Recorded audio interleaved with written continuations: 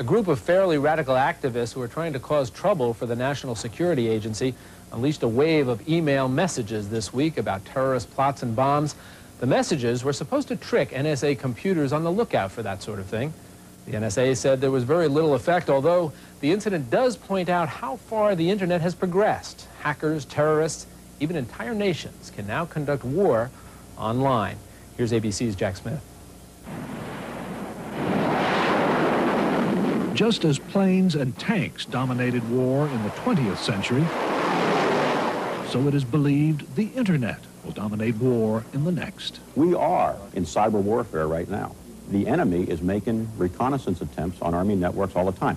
And future cyber wars could be fought from here, the Army's Information Dominance Center outside Washington. This is our situation room. ABC News was given an exclusive look inside this restricted facility, which tracks some of the 250,000 hacker attacks every year on the Pentagon's computer network and notifies the FBI.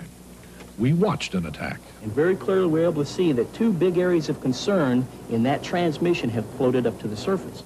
And it's not just hacking. At the Information Dominance Center, specialists use cutting-edge software to sort through mountains of data in seconds and can trace anything on the internet. Let's say it was Osama bin Laden's bank accounts.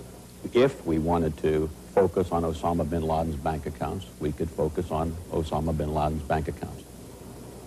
We don't do that. But the CIA reportedly does.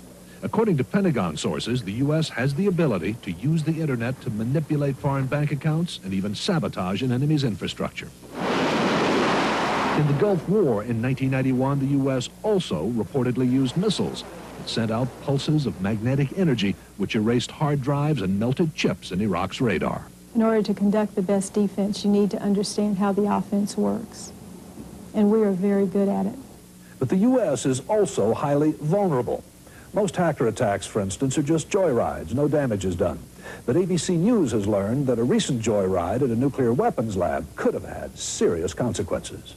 The hacker could have done anything he or she wanted to do, including manipulate events in the laboratory, possibly creating some kind of radiological event. An enemy could use the internet to shut down the power grid, cripple Wall Street, and take down commercial aviation. If those networks are successfully attacked, we're out of business as a country. Being connected in new ways means having to learn to fight in new ways, too. Jack Smith, ABC News, Washington.